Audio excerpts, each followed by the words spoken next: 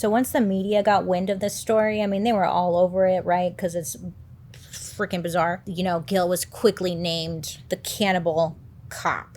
Very catchy. So prosecutors, they had found his DFN, account.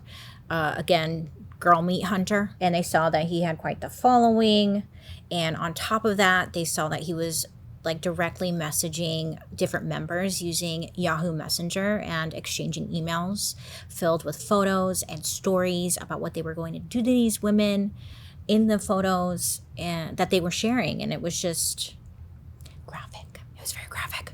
So the FBI, they honed in on 3 specific people Gil was talking with. So one of the guys that he was talking to was a 22-year-old car mechanic from southern New Jersey, and his name was Michael Van Hise. So that's one of the guys.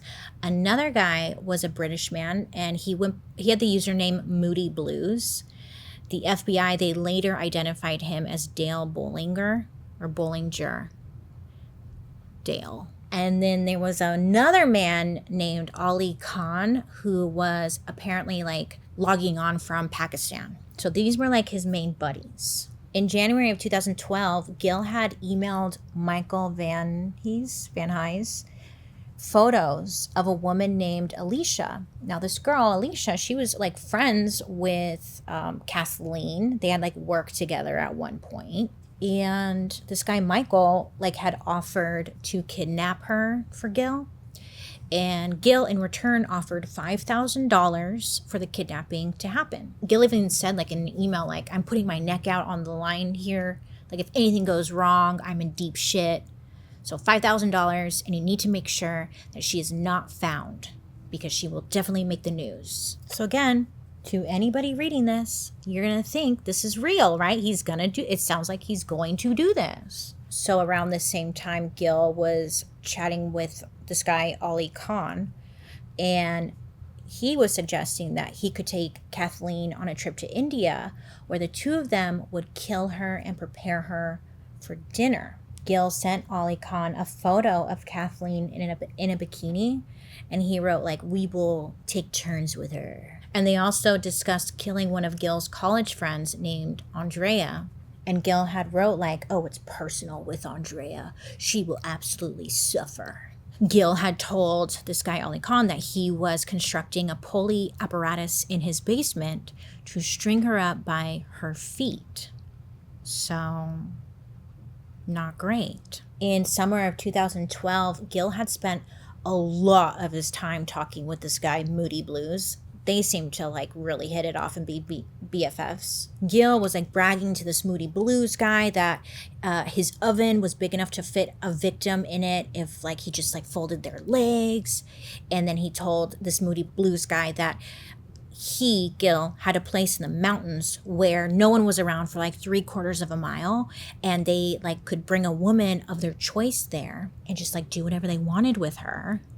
And they like settled on one of Gil's college friends named Kimberly. So, I mean, it didn't stop there. Gil went on to like plan even more details, saying like once she's dead, we could take her out and like properly butcher her body and like cook the meat, and that she could be out on a rotisserie as well. So, okay. Gil later emailed Moody Blues a short Word document, and this document was titled Abducting and Cooking Kimberly, a Blueprint. So, of course, when the authorities find this, they're like, great, like, this is evidence, obviously, right? But in this document, like, he listed materials that he would need to, like, get this job done. On the list was, like, a car, chloroform, rope, a gag. And then, like, next to the gag, it was like, do I need duct tape? And then a tarp or plastic bags to protect the trunk from any DNA remains. And then they would need more bags for Kimberly's clothes and also cheap sneakers. So it's like this whole list. Again, like Gil used the NYPD database to search for detailed information of different women he knew and who were like the target of his discussion. The searches typically included basic information like their home address, their date of birth, height, weight, eye color, criminal records, like, everything. And prosecutors, they saw this as further evidence that Gil's plans were more than just fantasy. Like, he was going to take things a step further. But there was technically no physical evidence from Gil's apartment that suggested he was getting ready to kidnap or cook anyone. Like, there was no large oven, or his oven, he had an oven, but like it wasn't large enough to fit a human. There was no like cleaver, and there was no chloroform found. I don't think they found like ropes or anything either. You know, there's just like nothing. Prosecutors also had no proof Gil even had a place in the mountains. So, was it all just fantasy, or was this real? I don't know. Well, on the afternoon of December 31st, 2012, a forensic psychiatrist, his name was Park Dietz. I thought it was kind of funny. Park Dietz. It's a good name. But this guy, he's a doctor, right? He went to downtown to the Manhattan Detention Center to conduct a psychiatric examination of Gil.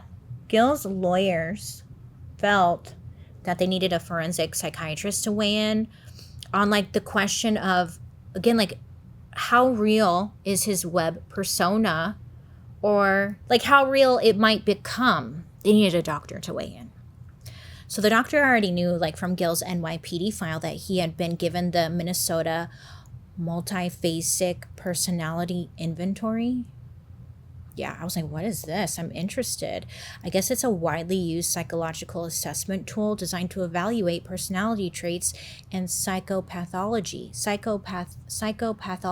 Sometimes it's used like as a part of the hiring process, or for like assessing the psychological fitness of employees, particularly in high stress or safety sensitive jobs. You know, it helps ensure that the individuals are like psychologically suitable for specific roles. In other words, NYPD, you know? So they give them this test. So according to Dr. Dietz, this assessment MMPI situation, it showed that there was really nothing like psychologically wrong with Bozo Gil. And he's like, that's not really something I run into very much. He's like, usually there's something off. So over the course of 3 days and like 18 hours of interviews with Dr. Dietz, I love it, Dr. Dietz, it's so good. But Gil, like, you know, during this interview had openly discussed everything about like his sex life. He went all the way back, starting with, you know, the traditional Catholic school situation, told him everything. Dr. Dietz said that he remembered Gil was not like ashamed or embarrassed or anything about masturbation, which if you read his book, Gil's book, it's very clear he's not embarrassed because he likes to talk about it a lot. But okay, so he's not ashamed or embarrassed or anything, but he did say that Gil was like more introverted and shy around people, especially women. Investigators asked Dr. Dietz, when Gil started sharing his interests with strangers online, was it possible that the danger and risk only made it more exciting to Gil? You know, was it harder for him to stop? Or like, would it escalate into action? That's really like the bigger question, the question everyone wants an answer to. Like, is this going to escalate? Dr. Dietz responded by saying that he could understand how the evidence that was presented could be construed in that way, but that he had seen him as like many, many steps removed from the kind of person that might start to take action. In other words, he didn't believe that Gil was going to take action. It was just all fantasy. Dr. Dietz said that he searched for evidence of something in Gil's personality that would show like he would escalate his fantasies to the next level. He's looking for something like past actions or aggressive actions and character flaws that would say to him, the doctor, like, oh, I'm a monster secretly, I don't know. But like he couldn't find anything. There was no red flags.